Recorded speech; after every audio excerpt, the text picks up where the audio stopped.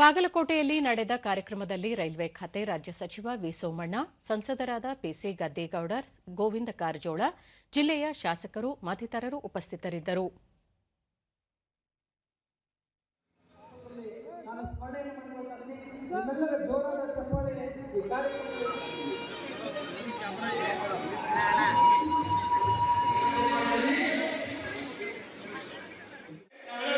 ಬಳಿಕ ಸೋಮಣ್ಣ, ಕಳೆದ 10 ವರ್ಷಗಳಲ್ಲಿ ರೈಲ್ವೆ ಇಲಾಖೆಯಲ್ಲಿ ಸಾಕಷ್ಟು ಅಭಿವೃದ್ಧಿ ಕಾರ್ಯಗಳು ನಡೆದಿದ್ದು, ಮುಂದಿನ ಜನಾಂಗದ ಭವಿಷ್ಯ ರೂಪಿಸಲು ಪ್ರಧಾನಿ ನರೇಂದ್ರ ಮೋದಿ ಅವರು ರೈಲ್ವೆ ಇಲಾಖೆಯಲ್ಲಿ ಹಲವಾರು ಮಹತ್ವದ ಯೋಜನೆಗಳನ್ನು ಜಾರಿಗೆ ತಂದಿದ್ದಾರೆ.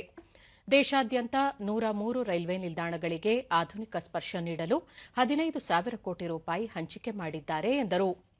ದೇಶದಲ್ಲಿ 44,000 ಕಿಲೋಮೀಟರ್ಗಳ ರೈಲು ಮಾರ್ಗಗಳನ್ನು, ಜೋಡಿ ಮಾರ್ಗಗಳನ್ನು ಅಭಿವೃದ್ಧಿಪಡಿಸಲು 7.5 ಲಕ್ಷ ಕೋಟಿ ರೂಪಾಯಿ ವೆಚ್ಚದಲ್ಲಿ ಯೋಜನೆ ಕೈಗೆತ್ತಿಕೊಳ್ಳಲಾಗಿದೆ.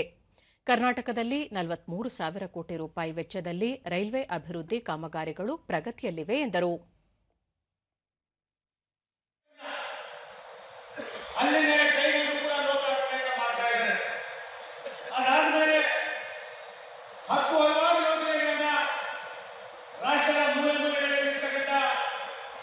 ರಾಷ್ಟ್ರದ ಸರ್ವಾಂಗೀಣ ಅಭಿವೃದ್ಧಿಗೋಸ್ಕರವಾಗಿ ತಮ್ಮನ್ನೇ ತಾವು ಸಮರ್ಪಣೆ ಮಾಡಬೇಕಾಗಿದೆ.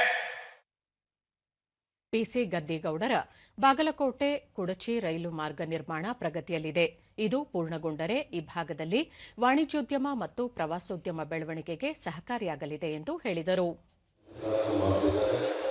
ನಮ್ಮ ಕರ್ನಾಟಕ ರಾಜ್ಯದಲ್ಲಿ ಇಂದು 5 ಭಾಗದಲ್ಲಿ ಈ ಒಂದು ಸ್ಟೇಷನ್ಗಳು ಇವತ್ತು ಉದ್ಘಾಟನೆಗೊಳ್ಳುತ್ತಿವೆ.